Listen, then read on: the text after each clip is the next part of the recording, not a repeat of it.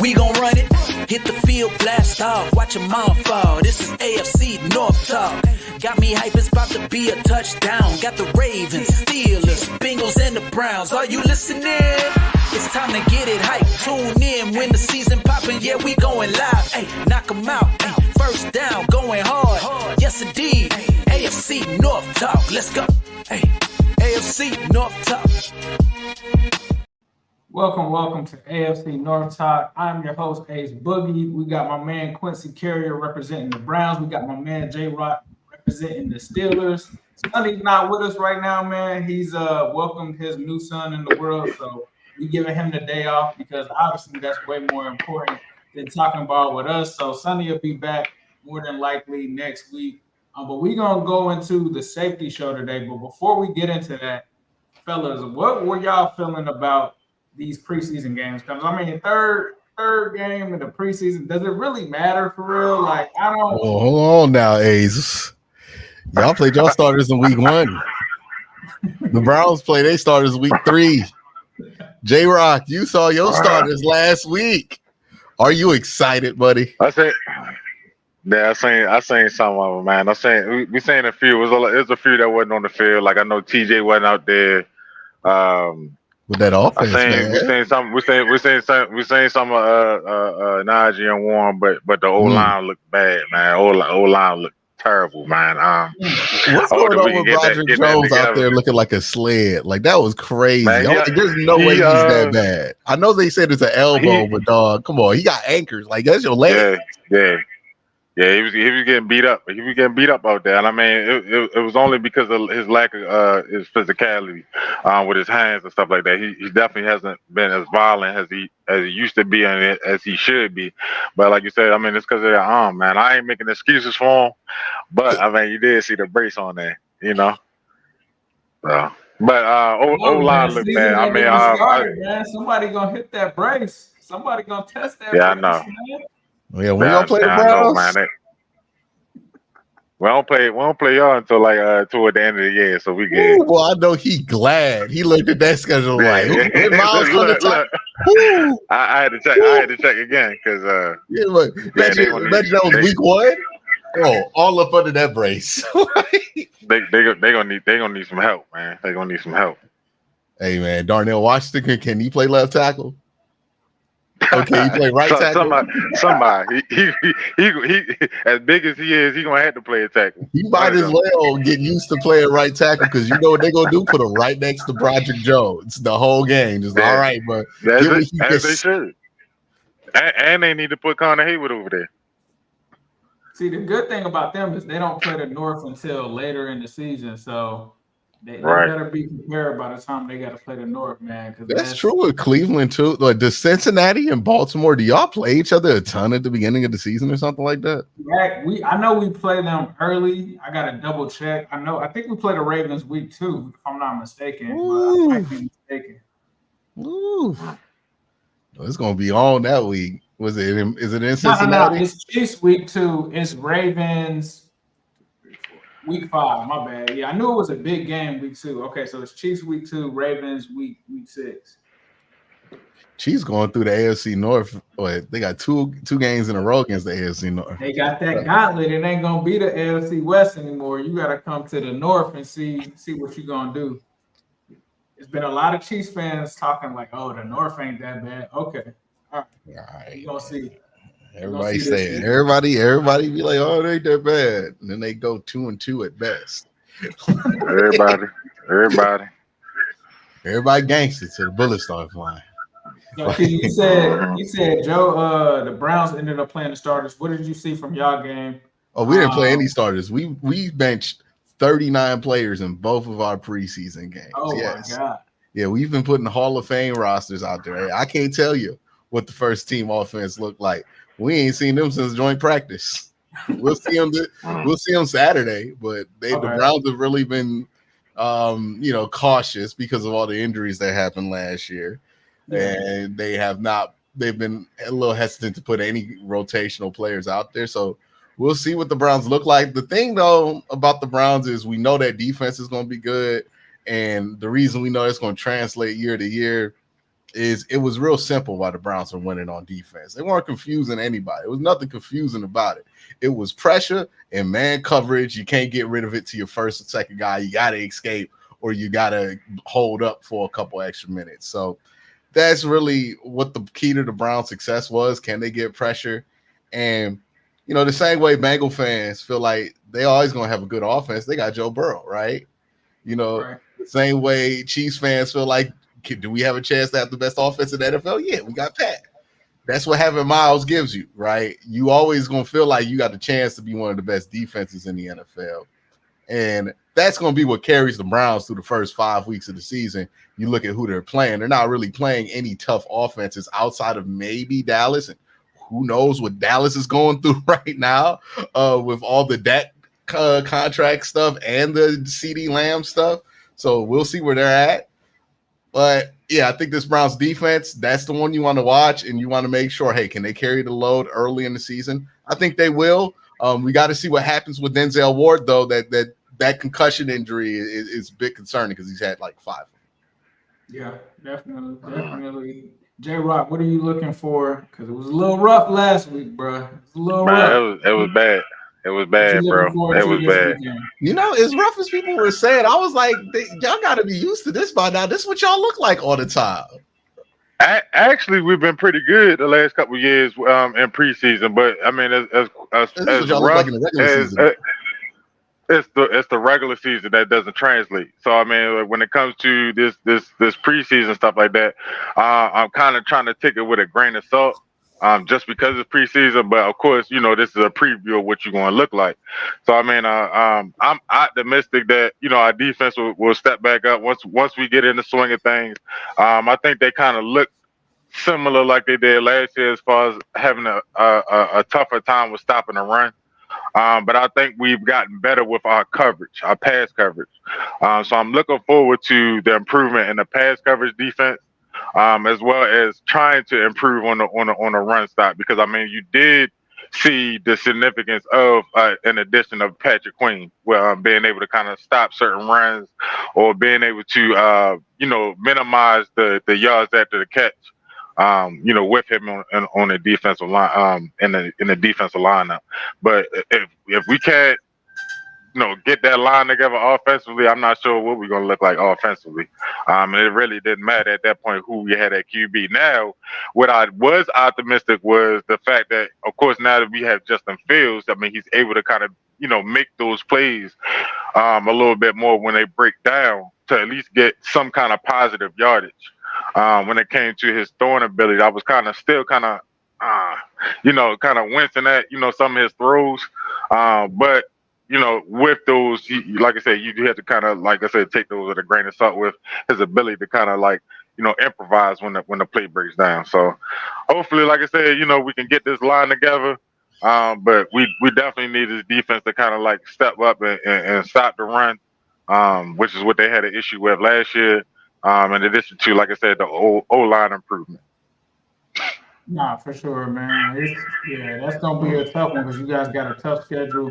It's going to be interesting to see how it plays out. But, Tomlin is a guy that has been able to make, lemonade out of lemons. Whatever he got to do to make sure that the Steelers end up over 500, he's going to do what it is. I mean, are y'all pulling out the Air Forces again week 1? Is that something you're doing? He already laced them up. He already got pictures with them already on. There's no such thing as Black Air Force energy when your quarterback is Russell Wilson. That is the one thing. Like, you're not about to buy it. Ace, are you buying in to Air Force One energy when you're like, all right, Russ, get them out there now? If Russ says Black Air Force Ones, it's over with. Russ look like Russ might not be in it. I don't know if Russ wear Air Forces. He probably wear Vans. I don't know. I don't even think he wear Vans. My man wear unbranded leather shoes. That's what he wear. He wear loafers. business casual. But yeah, he might not be in there. He might not be in there for too long. And I think a lot of times, I think what the narrative going into the season was he was going to get the seniority nod. You know what I'm saying? But him getting the seniority nod doesn't mean that he's going to have the overall season start. So, like I said, we'll see how he starts. We'll see what the offense looks like and what he can do. And if he can't produce, it's going to kind of look like it was in preseason, how Justin Fields came in and started improvising it. And we'll see where we go from there. Hey, by the way, Steelers fans, that old line don't hold up. It doesn't matter. By the way, Steelers fans, if you apologize now to me, I won't hold it against you when I do my Russ victory lap on y'all. A lot of y'all were pretty mean to me when I pointed out that Russ wasn't good. Y'all did but the Sean Watson. Look at the touchdowns. I was like, I'm telling you, dog, I watched the film. Russ is trash now.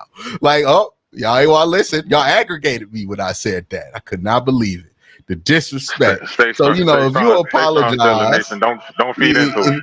If you apologize now, I'll take penance on you. I'll show mercy. I'll show you how merciful of a person I am, when the time comes. But just know, your time to apologize is now, because a lot of y'all was puffing out your chest, assuming, we got a better quarterback than the Browns. We got Russ. What? Russ? The guy who's actually a worse quarterback trade than Deshaun? Even if you assume Deshaun's not going to work out? Russ?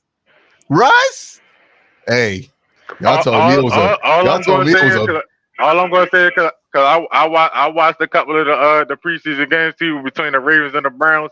All I can say is I hope it ain't no injuries.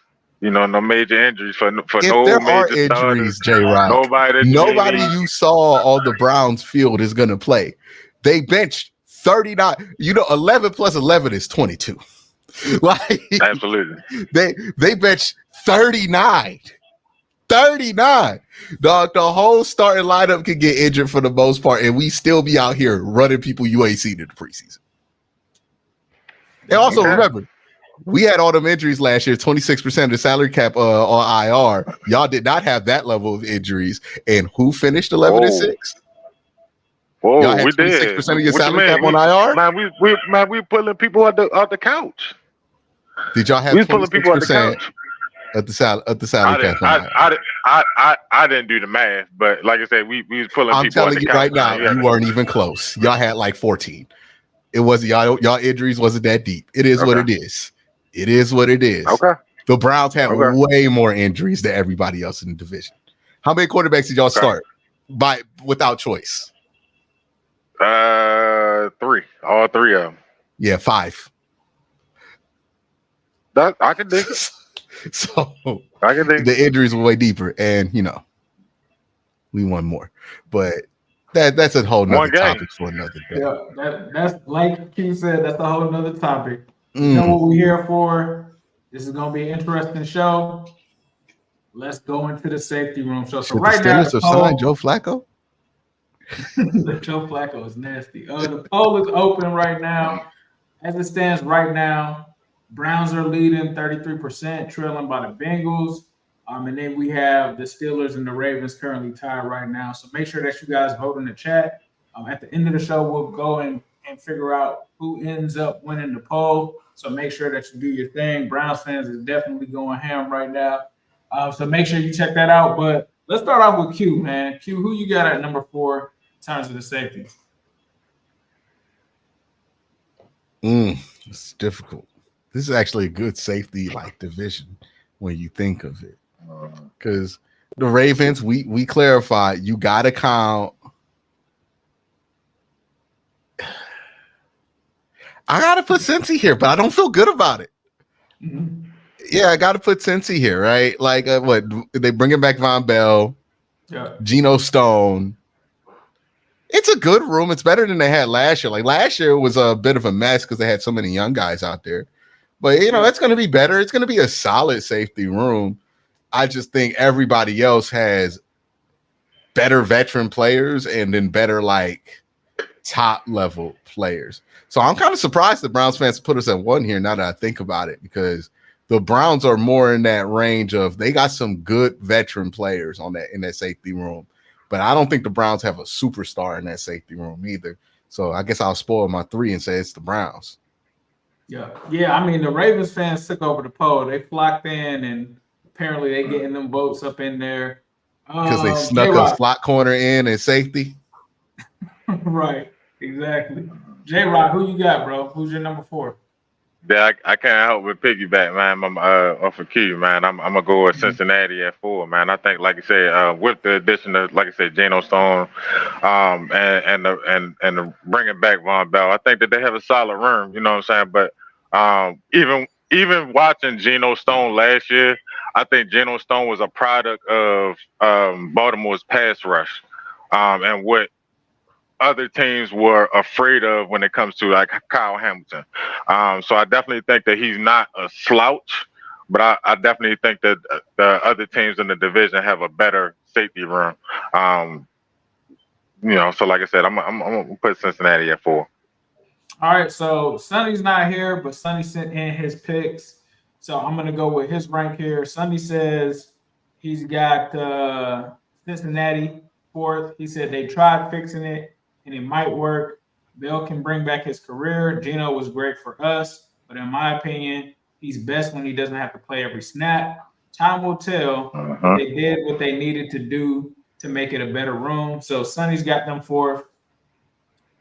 This one was a tough one for me because I think if you look at the depth in the room, there's an argument that you could make to have the Bengals higher. But I think based off of what we saw last season, it would be tough for me to put Cincinnati out of the 4th spot, especially since safety was like one of our worst positions last season. I do think that it's improved, but I think that we have to kind of show it. And unfortunately, throughout the preseason, we didn't really play our safeties like that.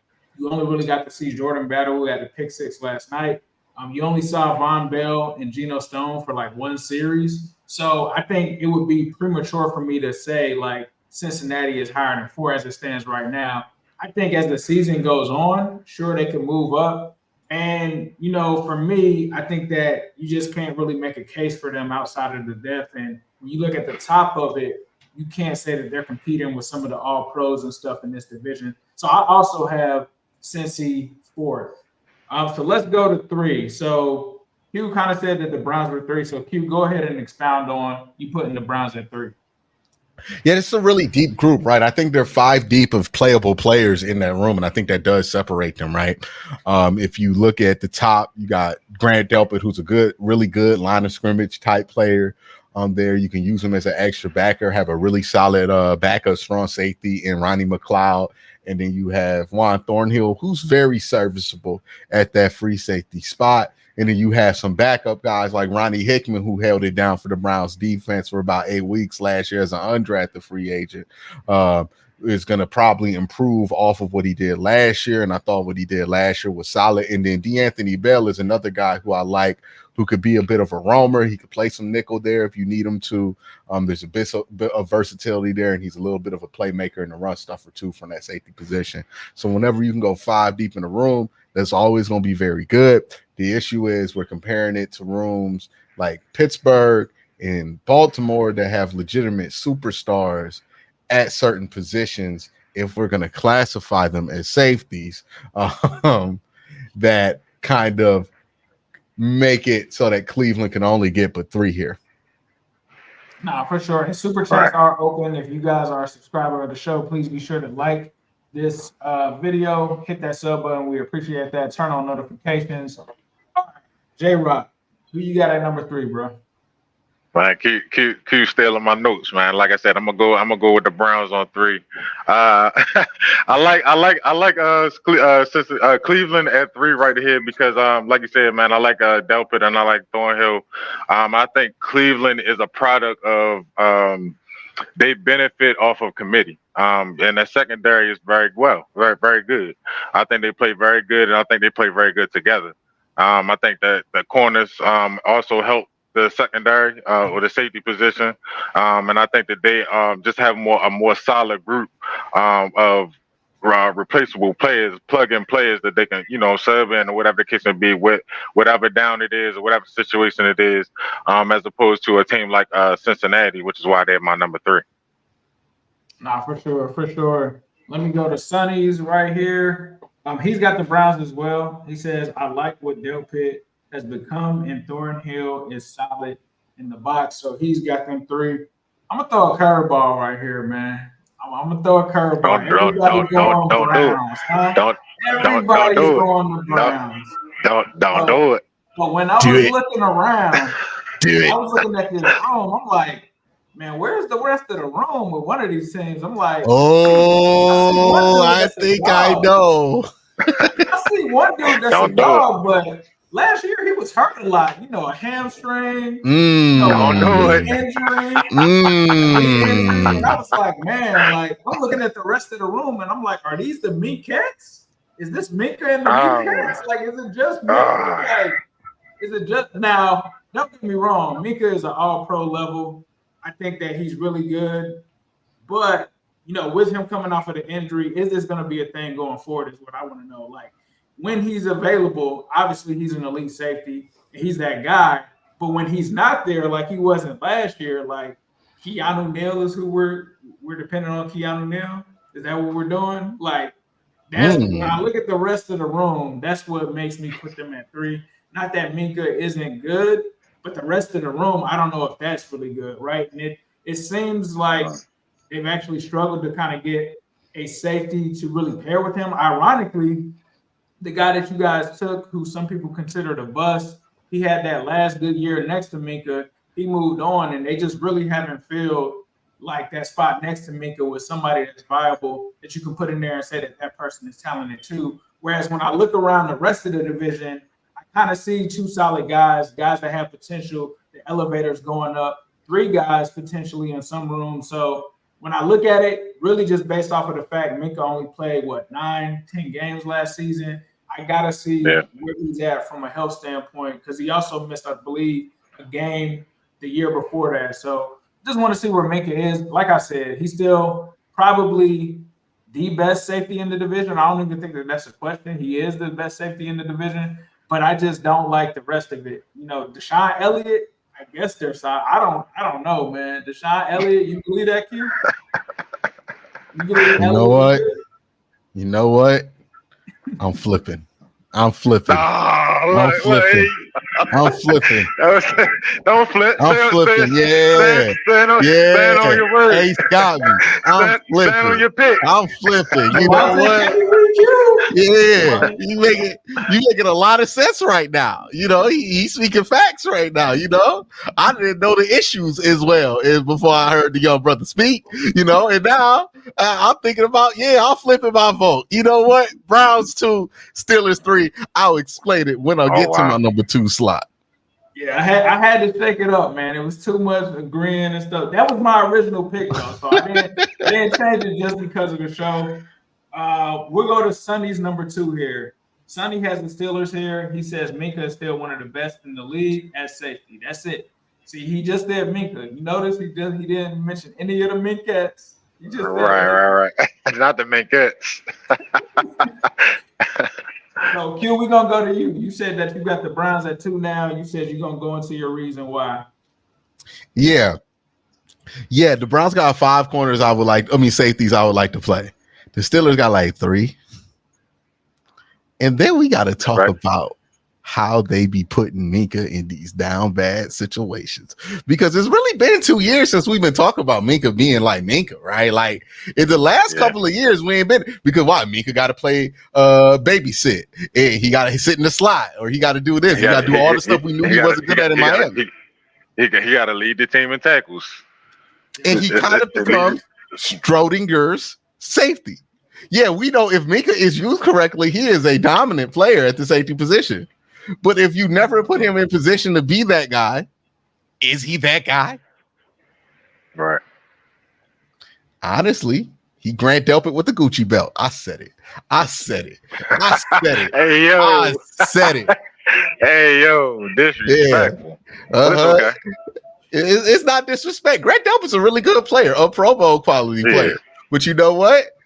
that's kind of what Minka's been the last few years. Like, has Minka really been that game changer we remember from the 2020 season where Tony was on the show beating his chest every week, talking about Minka Fitzpatrick, this and that? When has he played to that level recently? It's not been the case. And we can blame it on. I will say in 2022, he did have 6 picks, but last year he had none. He didn't have any last year. Yeah. And then the season before that, like you were saying, he only had two the season before that. And not only did he not have any picks, but you spoke on the injury. They had him coming back early from the injury, from the hamstring. And I'm like, well, why would you have him coming back in games that really they kind of mattered, but they didn't matter? And he came back a little too fast. You know, you can't really rush hamstring injuries. You know what I'm saying? So, like, I think he came back a little too early. We talked about the Steelers defense, and we would talk about TJ Watt and Minka, but it ain't been like that in a little while, man. It really ain't been like that since like halfway through 2022. You know, it feels like the Minka magic is gone. He's still a good player. He'll gonna sprinkle some on you this year. What? Still a good player. No, he's a really good player. You know, kind of like the Roquan Smith of safeties. Hey, yo. Just slightly overrated. Slightly overrated. But still a good player. The same since Stinker showed up on AFC North Talk. I'm gonna say he hasn't been the same since then. And you know, I don't know Minka's Minka and TJ's playoff history. We talk about Lamar's all the time. I mean, we're gonna have to start a conversation. We can do that. We can do that. We can do that another time.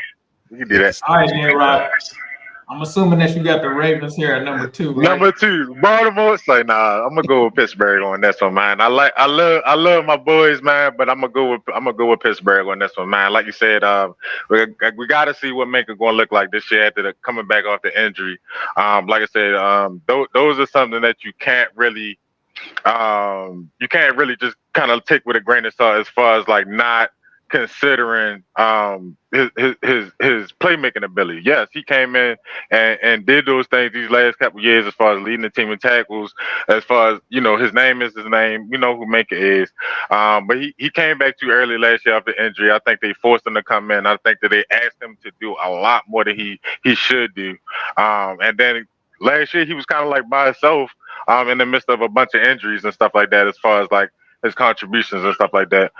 We made a key addition with the Deshaun Elliott.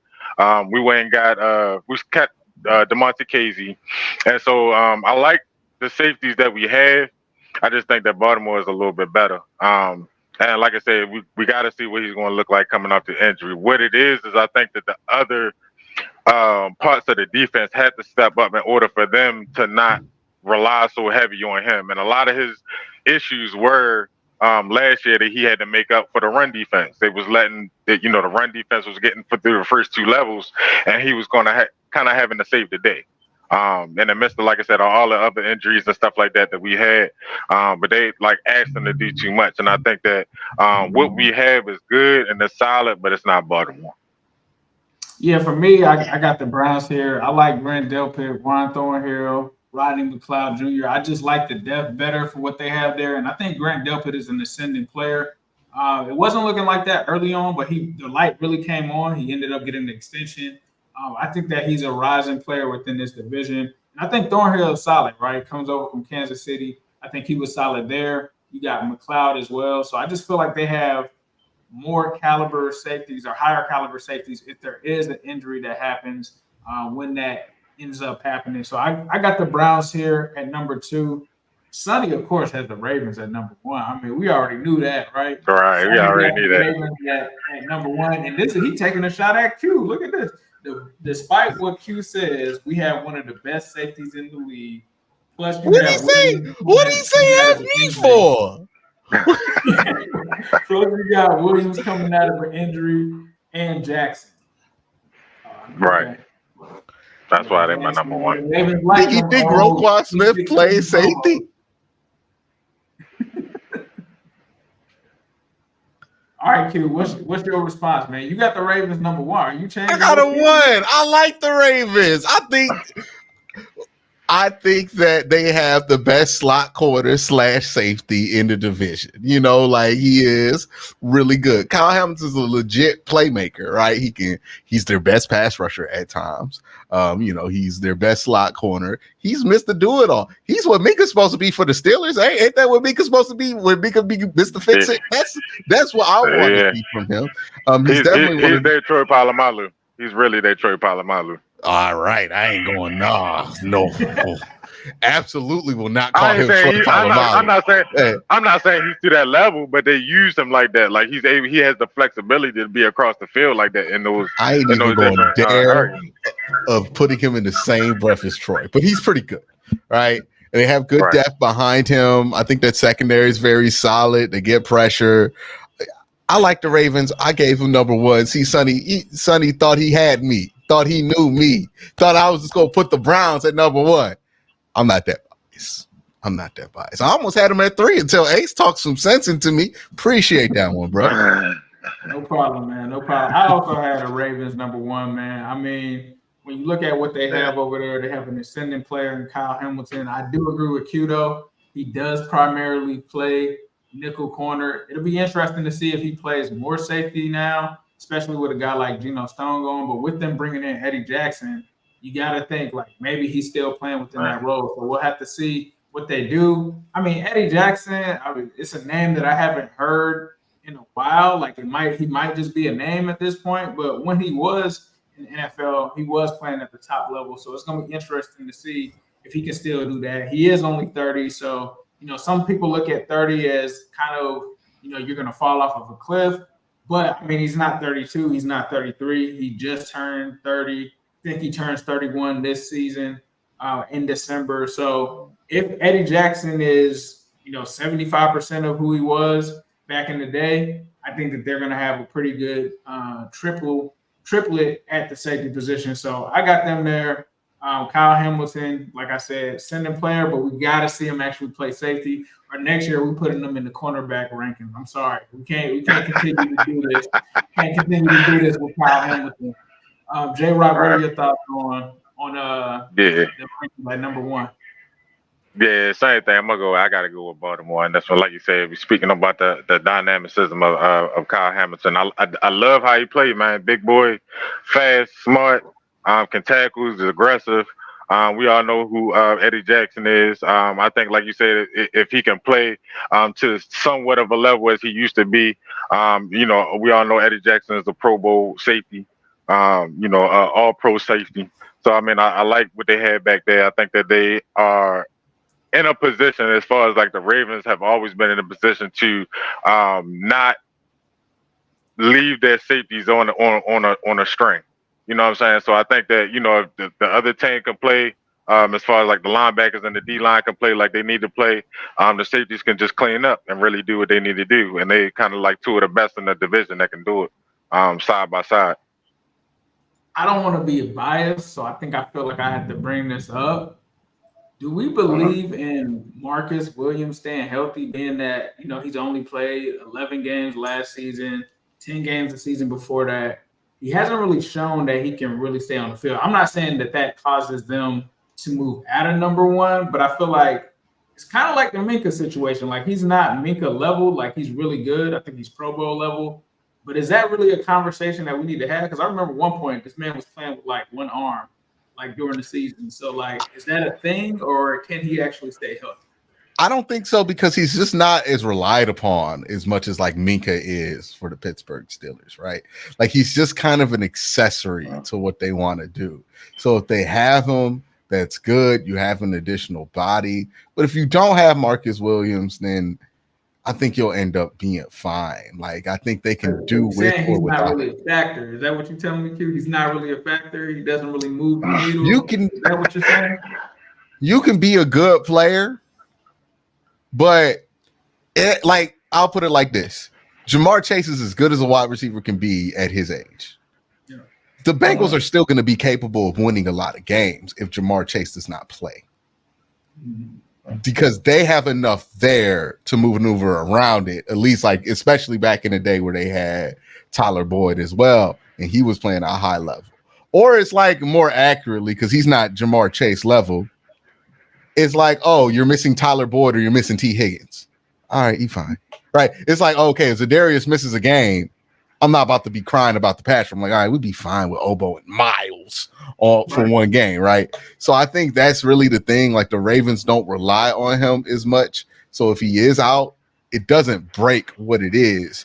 But the Steelers, their whole back end is about Minka. And when Minka ain't there, then who out there trying to do Minka stuff? Right, so you're saying that Marcus Williams is a system safety. You just can throw anybody in there, they're gonna give you whatever Marcus Williams is gonna give you. I'm saying Marcus Williams does not play a irreplaceable role on their defense. Yeah, he's a factor. He's just not an X factor. For sure. He's one of them nice to have, just like Greg Newsome for the Browns secondary. If Greg play, it's cool. I'm excited. If Greg don't play, hey, ain't like Denzel out. Right. Got a super chat here from Nova Stone. Shout out to him. We appreciate the super chat, bro. Talking Troy, TB feared Ed, not Troy. He smoked Troy. He talking about Brady used to smoke Troy. He said he smoked that Troy pack. Well, to be fair, Brady did that to all the Steelers in the playoffs. Exactly. And not only we never had success against Tom Brady, so I mean that's cool. I could take that. You know, weak sauce move. That pack smelled like Head and Shoulders. Smells refreshing. And then when you want to talk about the Troy versus Ed conversation, that we always talk numbers. You know, so I mean, you want to talk numbers? Or is that a conversation? Because most people who aren't Pittsburgh Steelers fans just readily admit that Ed Reed was the best safety of his generation. Yeah, Ed Reed was that guy. I ain't gonna lie. I definitely think fundamentally and skill wise, I think that Ed Reed had the edge when it comes to in-game play time, playmaking abilities. I need you fourth quarter to make an interception or to make a certain tackle. I'm gonna go with Troy. That's just me. You know what this feel like? This kind of feel like how Steelers fans talk about Miles and TJ. Like they just trying to hang on. Like, no, they the same. They the same. I promise you, they the same. No, we definitely not the same. We definitely not the same, because when we talk about them numbers ain't the same. It's the same, same conversation with Troy and Ed. But the conversation with Ed and Troy is the same to me with TJ. I know. Ace. And Miles. You pick one. You can pick one of each category. You got Ed Reed, Troy Polamalu, Myles Garrett, and TJ Watt. Who you go with? I'm going with you're saying all four together? You know what I'm saying? You gotta pick one safety, one edge. Ed Reed. Ed Reed easily. Like it's not even like I'm not even thinking about it. I can't. Ed Reed did stuff we've never seen at the safety position. Like the only person I've seen come close to Ed Reed, Sean Taylor. Like Sean Taylor's the only person that I feel like could pick something off and take it all the way back to the crib and knock somebody's chin strap off or knock their helmet off at the same time. So I got to go with Ed Reed, man. I mean, that's not to say that Troy Hall of Famer, first ballot, right? Of all time, but I feel like Ed Reed is the top safety of all time. It's different, about the modern era. I mean, it's like comparing Warren Sapp to Aaron Donald. It's like, yeah, man, they both all-time greats, but dog, come on, that's Aaron Donald. Like, nah, man. Well, and like I said, to be fair, to be fair to Troy, Ace, you would pick Miles just so you don't have to deal with him against the Ed Reed was not jumping over the line on the snap count, sacking quarterbacks because he knew the sack count. Yeah, he was back there picking them gimmicks, though. He was more athletic. But yeah, Troy was knocking people's chin straps off too. Come on now. Let's not sleep on Troy.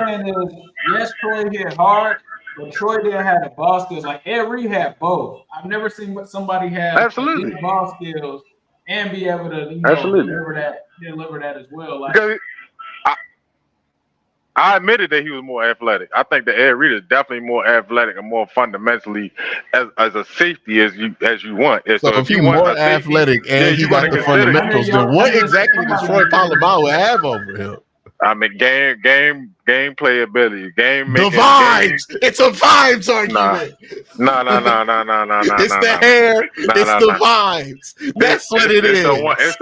It's the one hand interceptions. It's the interceptions in the late in the season in the playoffs. Hey, these sound like vibes, don't they? That's what I'm talking about. These sound like vibes to me. It's all vibes. It's about how he made you feel. Look, I'm telling you, as somebody who's been terrorized by both, I was like, yeah, that's Troy. That's gonna be tough. But when Ed came to town, I didn't even want to throw the ball. Like, nobody wanted to throw that. Yeah, but Troy, I'm like, when Troy was there, I remember it because every time he picked out Carson Palmer, the dude always said they were roommates at USC. Right, like that would happen every time. And they couldn't wait. But I remember literally saying, like, I'm about to pop a bottle when Ray Lewis and Ed Reed retire. Like, I need them up out of there. I agree. Them up out of there. But we got some super chats here before we get up out of here. Top 5 defenses and running backs you'll use in fantasy. Shout out to Chosen One for that. I haven't looked at anything in fantasy. I'm not gonna lie to y'all. All right. What do you guys think of top running backs you'll use and top defenses? I wouldn't pick any running backs from the Bengals. They ain't got nothing to do with who's running. That just got everything to do about Zach Taylor. All right. I like Jaylen Warren more as a running back if we're just talking pure football. Fantasy football, though, Najee going to sneak some of them touchdowns in because he's so damn big. Definitely going to get the touchdown. And he's a receiving back, too. So he probably would be the move there for Pittsburgh.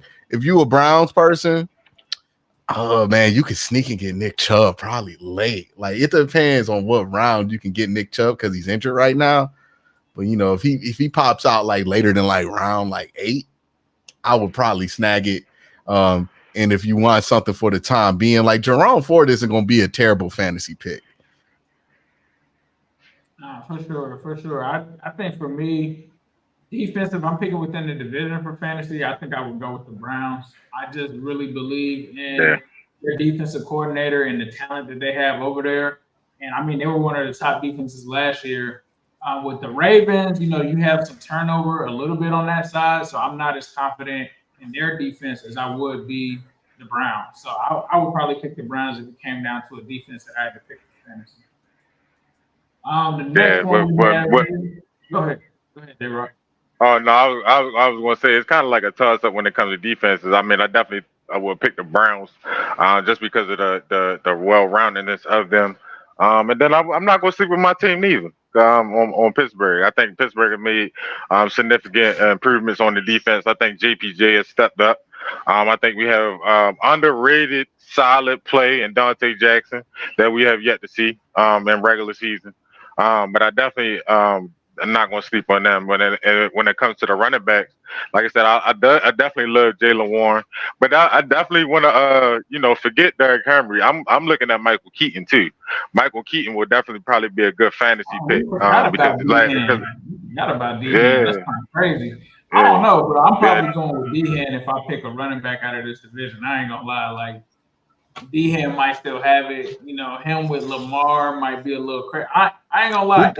It's a chance of him Keaton Mitchell over Derrick Henry. I don't think the value him falling off a cliff though. So I'm not. And he's going to be so expensive to get in the draft too. Yeah, we're not scared of Derrick Henry. That's why I said Keaton. Especially the AFC West. Yeah, he's gonna do some damage over there. I ain't gonna hold you, but this next one, because we gotta go ahead and wrap this up. Safety rankings. The 188 says Pittsburgh, Baltimore, Cincinnati, and Cleveland. And Sean Taylor and Ed Reed did not play the same way. I don't agree with that. Like Sean Taylor and Ed Reed are the only ones that I know that can go sideline to sideline and smack somebody and pick it off. But here we go. And they played in a lot of like the single high NFL. Like I think a lot of people have a hard time kind of like when we talk about these safeties because they're like, oh, was he strong? Was he free? It was single high, like hella single high. Which means you were expected to come from like 20 and crash to a run fit or be all over the place, right? Like that's kind of how a lot of teams used to play back then because they weren't worried about getting beat deep because it just wasn't happening as much. So I know some people are like, oh, they technically played different safety positions back then. It was one safety up high. I feel like an old head. Yeah. Back in my day, it was only one safety. Back in the day, we used to play single high. You don't see that no more. They play all this cover three. All right.